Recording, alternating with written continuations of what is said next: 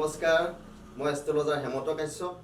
এষ্ট্ৰলাইভ অসমৰ মাহেকীয়া ৰাশিফললৈ আপোনালোকক সকলোকে স্বাগতম জনালোঁ।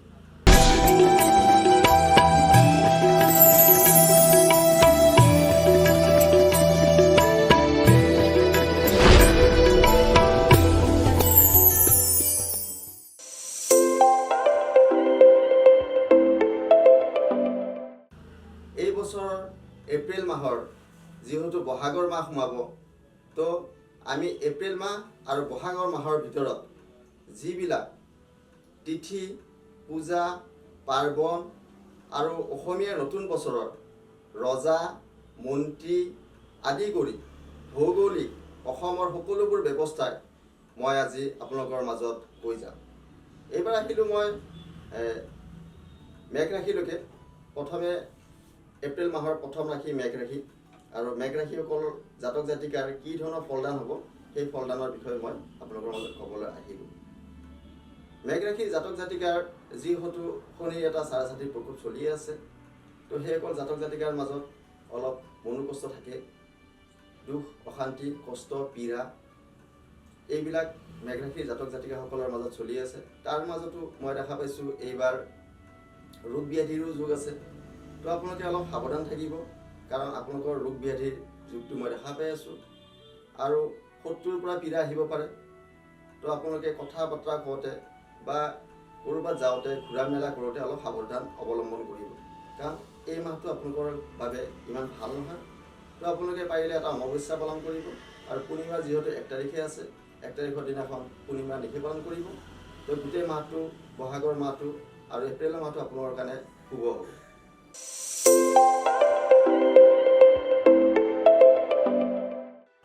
এইবাৰ আহিলোঁ মই বৃষ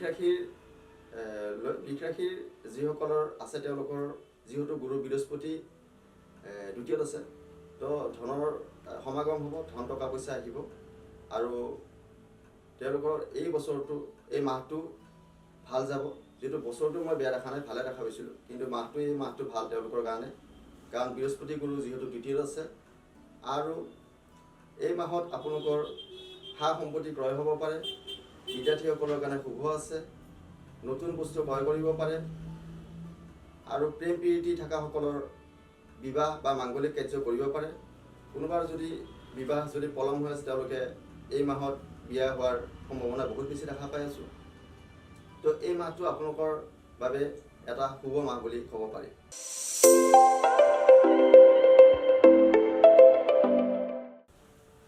এইবাৰ আহিলোঁ মই মিথুন ৰাশিৰ। মিথুন ৰাশিৰ এপ্ৰিল মাহটো খুবেই ভাল হ'ব, কাৰণ এই মাহত আপোনালোকৰ নতুন যোগাযোগ হ'ব, মাতৃৰ লগত সম্বন্ধ গঢ়ি উঠিব, মাতৃৰ স্নেহ, মাতৃ মৰম, আৰু মাতৃৰ পৰা আপুনি বহু বেছি সহায় সুবিধা পাব। আৰু শিক্ষাৰ্থীসকলৰ কাৰণেও এই মাহটো খুব ভাল মাহ, ব্যৱসায়ীসকলৰ কাৰণেও এই মাহটো মই খুবেই ভালে দেখা পাইছোঁ। এই মাহত আপোনালোকৰ আকস্মিক দূৰযাত্ৰাও আহিব পাৰে। এই মাহটো আপোনালোকৰ ধনাগমৰো এটা যুগ মই দেখা পাই আছোঁ। মাজৰ ফালত আপোনালোকৰ ধনাগমৰ যুগ এটা আছে। তো এই মাহটো এটা শুভ ফল হিচাপে পৰিলক্ষিত হ'ব।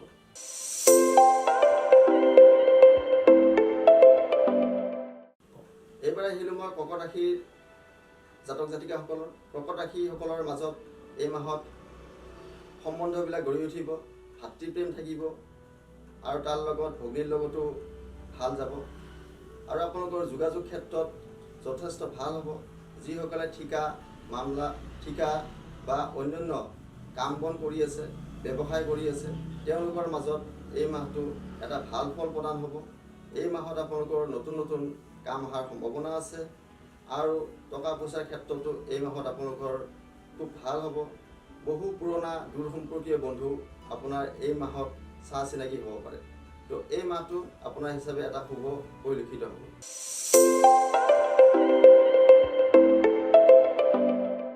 এইবাৰ আহিলোঁ মই সিংহ ৰাশিৰ ক্ষেত্ৰত। সিংহ ৰাশিৰ যিসকলৰ হয়, তেওঁলোকৰ এই মাহটো অলপ সাধাৰণ ৰোগ পীড়া থাকিব পাৰে, মনত অশান্তি আহিব পাৰে, কৰ্মক্ষেত্ৰত কিছু ক্ষেত্ৰত বাধা বিঘিনিও হ'ব পাৰে। তথাপিও মাজভাগৰ পৰা আপোনালোকৰ বহুখিনি শুভ মই দেখা পাইছোঁ। আৰু ধন টকা পইচাৰ ক্ষেত্ৰত মাজভাগৰ পৰা আহিব। শিক্ষাৰ্থীসকলৰ কাৰণেও খুব এটা বেয়া সময় নহয়, আৰু চাকৰিয়ালসকলৰ কাৰণেও ভাল সময়, আৰু ব্যৱসায়ীসকলৰ কাৰণেও এই মাহটো ভাল বুলিয়ে ক'ব পাৰি। তো এই মাহটোত এটা আপুনি নিশ্চিত ফল প্ৰদান হ'ব।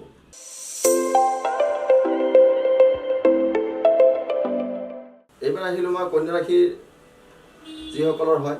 কন্যা ৰাশিৰ এইবাৰ খুব ভাল ফল দেখা পাই আছোঁ। তেওঁলোকৰ মাজত ধন টকা পইচাৰ সমাগম হ'ব, আৰু তাৰ মাজত ব্যৱসায়ীসকলৰ কাৰণে শ্ৰীবৃদ্ধি হ'ব, আৰু দূৰ সম্পৰ্কীয় কোনোবা মানুহ এই মাহত আপোনালোকৰ লগত চাহ চিনাকি হ'ব পাৰে। কিন্তু মাজভাগত অলপ আঘাতপ্ৰাপ্তিৰো যোগ আছে। তো আপোনালোক সাৱধানে থাকিব। মাজভাগত মই সিমান এটা ভাল দেখা নাই। বাকী প্ৰথম ভাগত ঠিক আছে, কিন্তু মাজভাগৰ পৰা অলপ অপায় মংগল আহিব পাৰে। তো আপোনালোকে পাৰিলে 1 তাৰিখৰ দিনাখন পূৰ্ণিমা আছে আৰু এটা অমাৱস্যা আছে, সেইবোৰ পালন কৰিব। যদি আপোনালোকৰ কিবা অসুবিধা হৈছে, পূৰ্ণিমা বা অমাৱস্যা তিথি পালন কৰিলে বা হনুমান জয়ন্তী পালন কৰিলে আপোনালোকৰ কাৰণে এই মাহটো শুভ পৰিলক্ষিত হ'ব।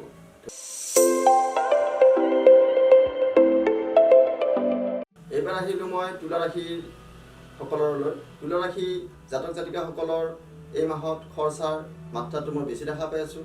অত্যাধিক খৰচা হ'ব। আপোনালোকৰ ঘূৰা ফুৰাৰ নামত খুব বেছি খৰচা হ'ব পাৰে, আৰু আপোনালোকৰ জমা জুৰি এই মাহত খুব কমকৈ হ'ব। খৰচাৰ মাত্ৰাটো অত্যাধিক বেছি হ'ব। তো এই মাহটোত আপোনালোকৰ সিমান এটা ভাল ফল নাপাব, আৰু এই মাহত বাদ বিবাদ আহিব পাৰে, কাজিয়া পেচালো হ'ব পাৰে। এই মাহত আপোনালোকে যি ধৰণে ভোগ কৰিব, ঠিক সেই ধৰণে খৰচাও হ'ব। তো এই মাহটোত আপোনালোকে অলপ সাৱধান থাকিব, আৰু এই মাহত পূৰ্ণিমা অমাৱস্যা আছে, সেইবিলাক পালন কৰিব। হনুমান জয়ন্তী আছে, পালন কৰিব। তেনে কৰিলে আপোনাৰ মাহটোৰ শুভ ফল পৰিলক্ষিত হ'ব।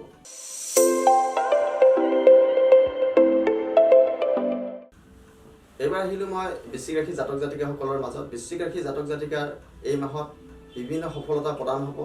উচ্চ শিক্ষাৰ বাবে তেওঁলোকে সফলতা প্ৰদান কৰিব, আৰু বিভিন্ন মাধ্যমৰ যোগেদি তেওঁলোকৰ সফলতা আছে। তো বৃশ্চিক ৰাশি জাতক জাতিকাসকলৰ এই মাহটো শুভ হ'ব, আৰু তেওঁলোকে যদি উচ্চ শিক্ষাৰ বহু ওপৰ পৰ্যায়লৈকেও যদি চাকৰি বাকৰিৰ কাৰণেও যদি পৰীক্ষা দিয়ে, সেই পৰীক্ষাটোও তেওঁলোকৰ সফলতা আছে। আৰু ব্যৱসায়ীসকলৰ কাৰণেও মই দেখিছোঁ এই মাহটো বহু সফলতা আছে, নতুন ব্যৱসায় কৰিব পাৰে। তো এই মাহত আপোনালোকৰ খুব বেছি ভাল আছে। আপোনালোকে পাৰিলে পূৰ্ণিমা অমাৱস্যা আৰু যি পূজা পাৰ্বণ আছে সেইখিনি কৰিলে আপোনালোকৰ শুভ ফলটো আৰু বেছিভাৱে পৰিলক্ষিত হ'ব। এইবাৰ আহিলোঁ মই ধনুৰাশিৰ জাতক জাতিকাসকলৰ। ধনুৰাশিৰ জাতক জাতিকাসকলৰ এই মাহটো কৰ্মস্থানটো খুব ভাল দেখা পাইছোঁ। কৰ্মত যথেষ্ট উন্নতি আছে। আপোনালোকে যি কৰ্মই কৰক, সেই কৰ্মৰ যোগেদি ধন টকা পইচা অহাৰ বহু বেছি সম্ভাৱনা আছে।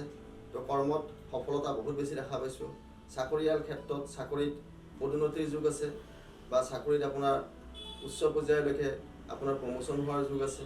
তো এই মাহটো আপোনাৰ কাৰণে এটা শুভ হিচাপে পৰিলক্ষিত হ'ব। তো এই মাহত পূৰ্ণিমা অমাৱস্যা আৰু হনুমান জয়ন্তী আছে, আপোনালোকে পালন কৰিব। পালন কৰিলে আপোনালোকৰ শুভ ফলসমূহ প্ৰাপ্তি হ'ব।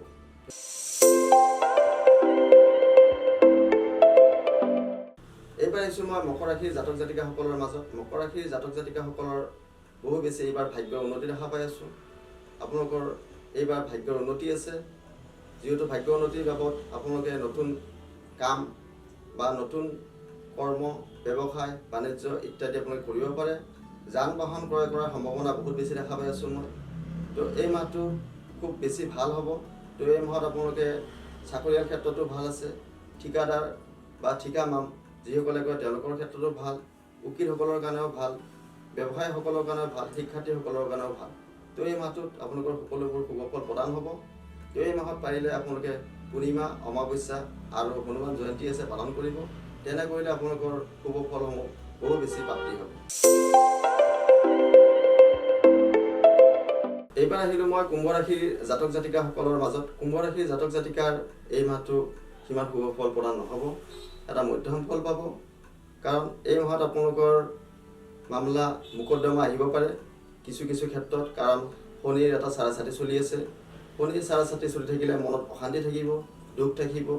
তো এইবিলাকে আপোনাক আমনি কৰি থাকিব, বাদ বিবাদ আহিব পাৰে, বা কাৰোবাৰ লগত কাজিয়া পেচালো আহিব পাৰে। তো এই মাহত আপোনালোকৰ কিছু কিছু ক্ষেত্ৰত ধন টকা পইচা খৰচাৰ বেছি হোৱাৰ সম্ভাৱনা আছে। তো এই মাহত আপোনালোকৰ সিমান এটা শুভ ফল নাপাব, মধ্যম ফল পাব। তো এই মাহটোত পাৰিলে, যিহেতু আপোনালোকৰ কাৰণে মাহটো অশুভ মাহ বুলিও ক'ব পাৰি, তো এই মাহত পাৰিলে আপোনালোকে পূৰ্ণিমা, অমাৱস্যা আৰু হনুমান জয়ন্তীটো পালন কৰিব। আৰু শনি চাৰাচাতিৰ কাৰণে অমাৱস্যাত কালী মন্দিৰ দৰ্শন কৰিব। তেনে কৰিলে আপোনালোকৰ যি অশুভ দুখ, সেই দুখসমূহ নাশ হ'ব। এইবাৰ আহিলোঁ মই মীন ৰাশিৰ জাতক জাতিকাসকলৰ মাজত। মীন ৰাশিৰ জাতক জাতিকাসকলৰ এই মাহটো শুভ ফল প্ৰদান হ'ব, ব্যৱসায়সকলৰ কাৰণে শুভ হ'ব। আৰু যদি বিবাহ মাংগলিক কাৰ্য কৰিব বিচাৰিছে, তো এই মাহটো তেওঁলোকৰ কাৰণে খুব শুভ মাহ হ'ব। কাৰণ বিবাহৰ ক্ষেত্ৰত মই দেখিছোঁ এই মাহটো খুবেই বেছি ভাল হ'ব আপোনালোকৰ কাৰণে। কিন্তু শনি চাৰাচাতি চলি থকাত আপোনালোকৰ মাজত এটা মনৰ বিভ্ৰান্তি হোৱা দেখা যায়, মনত অশান্তি অহা দেখা যায়। তো সেইটোৰ কাৰণে পাৰিলে আপোনালোকে এবাৰ কালী মন্দিৰ দৰ্শন কৰিব, শনি মন্দিৰ দৰ্শন কৰিব। তেনে কৰিলে আপোনালোকৰ মনত যি বিভ্ৰান্তি থাকিব বা মনৰ অশান্তি থাকিব বা দুখ কষ্ট থাকিব, সেই দুখ কষ্টবিলাক আঁতৰিব আৰু আপোনালোকৰ শুভ ফল এটা প্ৰদান হ'ব। ধন্যবাদ।